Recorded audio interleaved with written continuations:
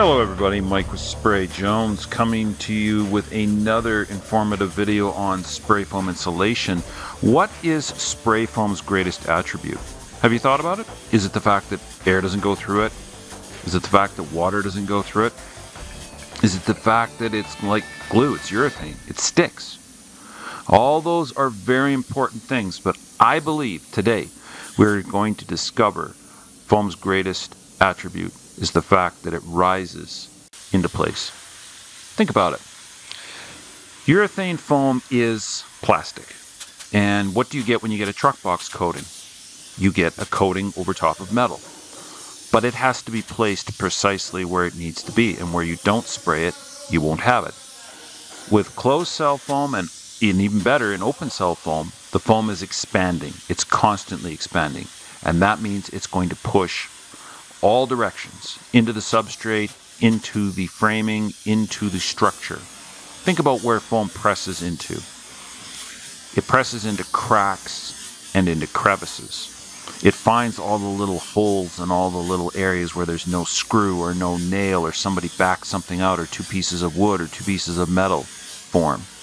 You wouldn't think you can't see daylight coming through there, you can't feel air coming through there, but there's a seam there. There is a way for moisture and air to be moving in and out of the building.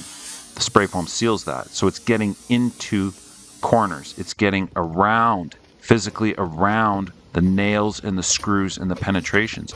The foam is as much rising to the inside as it's pushing up against the substrate and around those penetrations. And when it comes to concrete, concrete is notoriously difficult to get things to stick to it. It contains lye and it contains mold release agents from the forms. If you go and put a paint on concrete, a lot of times in a few years it'll start to peel off. Even the flooring guys know this with epoxies and different floor coatings. There's an enormous amount of prep that needs to be done to concrete in order to get things to stick. Not the case when it comes to spray foam insulation. A little bit of overspray on a concrete floor and it's hard to get it to scrape off. Why is that?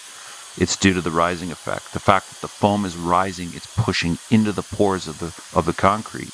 So this is what serves this great adhesion function to foam. In fact, I use foam a lot of times when I need to glue pieces together or seal things up, because it's a really good buffer on a substrate. Meaning if I needed to get two dynamic working pieces to stick together, I could use foam to stick them together, just like glue, like it is glue. Right? Or if I need to get another top coating over top of something, I might put a layer of foam on it first and then I can put the top coat on. So concrete, it is a marvelous, marvelous seal. That's why we can go direct to concrete without any need for a special primer or to fill the bug holes or to shot blast it or to surface blast it or to acid etch it. None of that is needed. So internal, external concrete, it's great. And then think about this when you're applying it onto ground. The foam is going to be rising, it's going to be pushing downward as well as upward. It's going to fill all the cracks and crevices of the rock profile, of the dirt profile, and that's where we get this amazing mimic of the ground and not the board sitting on top. So when you have board stock and it's flat, you have all these high points, points of contact where the earth is not perfectly flat. Those are hot spots to the board. And that's where the board can twist and snap and break because you've got lumpy bumpiness underneath it. When you go to step on it or walk on it, you're creating damage easily. Whereas with the closed cell spray foam on the ground, it's going to follow the profile of the ground and it's going to take that as a negative.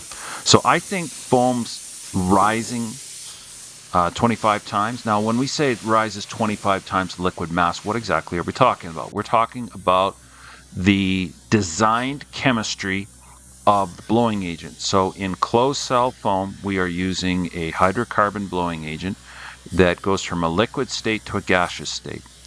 Now when we spray the foam, the amount of chemistry of catalyst, surfactants, and blowing agent is designed to approximately rise 25 times what goes on in the liquid mass. Now, what causes the foam to rise is a heat exchange. There is an exothermic heat. The foam converts the blowing agent from a liquid into a gas. That's called a phase change. And that gas then is expanding the 25 times and pushing the cellular, blowing cells into the plasticizer, into the plastic, and forming a cellular plastic that has risen now an expansion rate of 25 times what was put on. When we deal with open cell foam, we're dealing with 120 times what goes on in the liquid mass. And that's because it's a water-blown steam. Different chemistry, different catalyst, different end property. We use open cell foam a lot of times when we've got blind corners and we've got deep cavities and we've got cantilever overhangs and we've got somewhere deep and hollow that we're not sure how we're going to get materials into there. We will use the high expansion rate but the low pressure rate of foam, of open cell foam. Open cell foam is light and fluffy and it doesn't create as much six-sided forces inside the structure to buckle and bow stuff out as closed cell will. You'll find this even with can foam. If you put can foam into an enclosed header or an enclosed box, drill a little hole, one way in, hardly no way out, that during the expansion force upwards of 40 psi can be created inside the wall structure or the box that you've created. So this is why when panels, garage door panels are made or home panels are made, they use a very strong steel press to put the panels into. They inject the foam into the mold and then it stays in the mold for quite some time till all of the expansion has ceased. And that's how they keep it true and straight. So I think the greatest attribute of the foam in construction is the fact that it rises into place. That's how we're able to reach into cracks and crevices and corners.